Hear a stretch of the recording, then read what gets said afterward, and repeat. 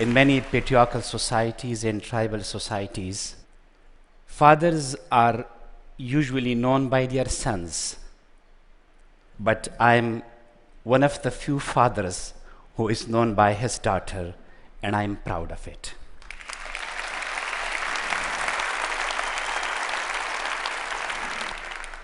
Malala started her campaign for education and stood for her rights in 2007, and when her efforts were honored in 2011 and she was given National Youth Peace Prize, and she became a very famous, very popular young girl of her country.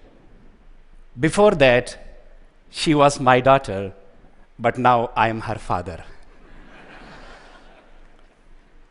Ladies and gentlemen, if we glance to human history, the story of a woman is the story of injustice, inequality, violence, and exploitation. You see, in patriarchal societies, right from the very beginning, when a girl is born, her birth is not celebrated. She is not welcomed, neither by father nor by mother. Neighborhood comes and commiserate with mother, and nobody congratulates the father. And a mother is very uncomfortable for having a girl child. When she gives birth to the first girl child, first daughter, she is sad. When she gives birth to the second daughter, she is shocked. And in the expectation of a son, when she gives birth to a third daughter, she feels guilty like a criminal. Not only the mother suffers, but the daughter, the newly born daughter, when she grows old, she suffers too. At the age of 5, while she should be going to school, she stays at home and her brothers are admitted in a school. Until the age of 12, somehow she has a good life. She can have fun, she can play with her friends in the streets, and she can move around in the streets like a butterfly. But when she enters her teens, when she becomes 13 years old, she is forbidden to go out of her home without a male escort. She is confined under the 4 walls of her home. She is no more a free individual. She becomes the so-called honor of her father and of her brothers and of her family. And if she transgresses the code of that so-called honor, even she could be killed. And it's also interesting that this so-called code of honor, it does not only affect the life of a girl, it also affects the life of the male members of the family. I know a family of 7 sisters and 1 brother. And that one brother, he has migrated to the Gulf countries to earn living for his 7 sisters and parents. Because he thinks that it will be humiliating if his 7 sisters learn a skill and they go out of home and earn some livelihood. So this brother, he sacrifices the joys of his life and the happiness of his sisters at the altar of so-called honor. And there is one more norm of the patriarchal societies that is called obedience. A good girl is supposed to be very quiet, very humble, and very submissive. It is the criteria, and the role model good girl should be very quiet. She is supposed to be silent, and she is supposed to accept the decisions of her father and mother and the decisions of elders, if even she does not like. If she is married to a man she doesn't like, or if she is married to an old man, she has to accept, because she does not want to be dubbed as disobedient. If she is married very early, she has to accept, otherwise she would be called disobedient. And what happens at the end? In the words of a poetess, she is wedded, bedded, and then she gives birth to more sons and daughters. And it is the irony of situation that this mother, she teaches the same lesson of obedience to her daughter and the same lesson of honor to her sons. And this vicious cycle goes on, goes on. Ladies and gentlemen, this plight of millions of women could be changed if we think differently, if women and men think differently. If men and women in the tribal and patriarchal societies in the developing countries, if they can break few norms of family and society, if they can abolish the discriminatory laws of the systems in their states, which go against the basic human rights of the women. Dear brothers and sisters, when Malala was born, and for the first time, believe me, I don't like newborn children, to be honest. But when I went and I looked into her eyes, believe me, I got extremely honored. And long before she was born, I thought about her name, and I was fascinated with a heroic, legendary freedom fighter in Afghanistan. Her name was Malala of Mewand. And I named my daughter after her.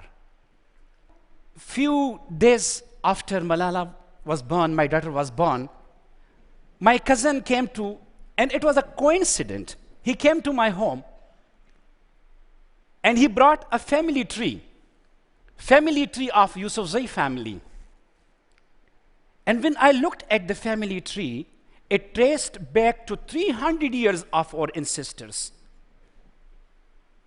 But when I looked, all were men. And I picked my pen, drew a line from my name, and wrote Malala. And when she grew old, when she was 4.5 years old, I admitted her in my school. You will be asking that, why should I mention about the admission of a girl in a school? Yes, I must mention it. It may be taken for granted in Canada, in America, in many developed countries. But in poor countries, in patriarchal societies, in tribal societies, it's a big event for the life of a girl. Enrollment in a school means recognition of her identity and her name. Admission in a school means that she has entered the world of dreams and aspirations, where she can explore her potentials for her future life. I have 5 sisters, and none of them could go to school. And you will astonish, when I was filling, 2 weeks before, when I was filling the Canadian visa form, and I was filling the family part of the form, I could not recall the surnames of some of my sisters. And the reason was that I have never seen the names of my sisters written on any document. That was the reason that I valued my daughter. What my father could not gave to my sisters and to his daughters, I thought I must change it. I used to appreciate the intelligence and the brilliance of my daughter. I encouraged her to sit with me when my friends used to come. I encouraged her to go with me to different meetings. And all these good values I tried to inculcate in her personality. And this was not only only Malala. I imparted all these good values to my school girl students and boy students as well. I used education for emancipation.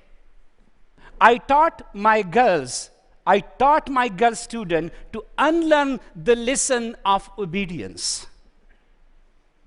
I taught my boy student to unlearn the lesson of so-called pseudo honor.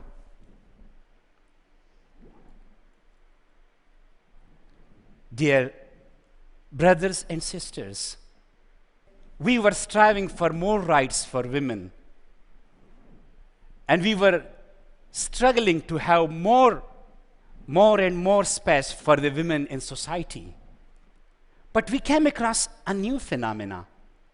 It was lethal to human rights and particularly to women's rights.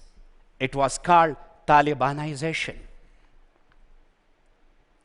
It means a complete negation of women participation in all political, economical, and social activities. Hundreds of schools were lost. Girls were prohibited from going to school. Women were forced to wear veils and they were stopped to be going to the markets. Musicians were silenced, girls were flogged, and singers were killed. Millions were suffering, but few spoke. And it was the most scary thing when you have all around such people who kill and who flog, and you speak for your rights. It's really the most scary thing. At the age of 10, Malala stood for the right of education. She wrote a diary for the BBC blog. She volunteered herself for the New York Times documentaries. And she spoke from every platform she could.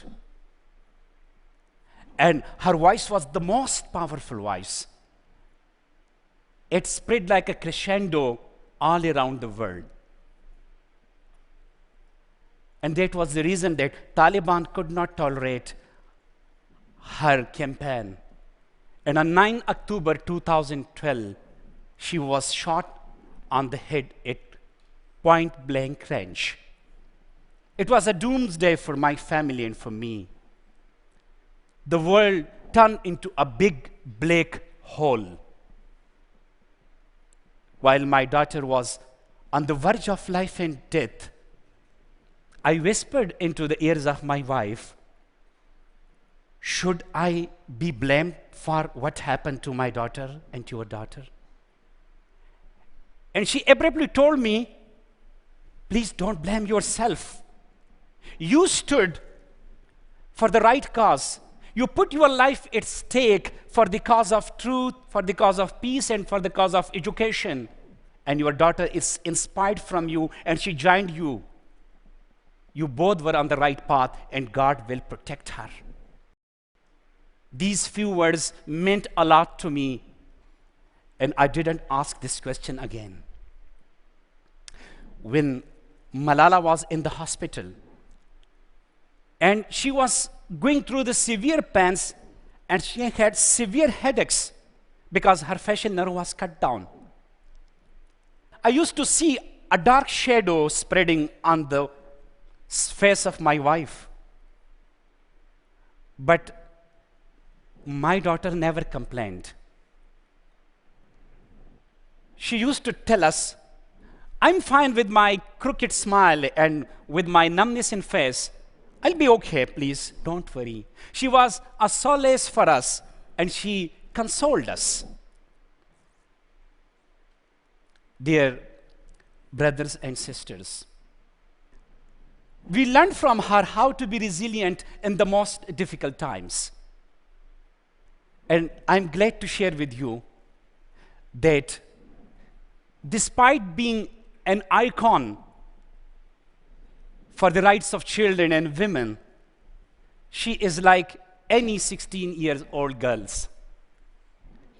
She cries when her homework is incomplete. She quarrels with her brothers, and I'm very happy for that. People ask me, what special is in my mentorship which has made Malala so bold and so courageous and so vocal and poised? I tell them, don't ask me what I did. Ask me what I did not do. I did not clip her wings, and that's all. Thank you very much.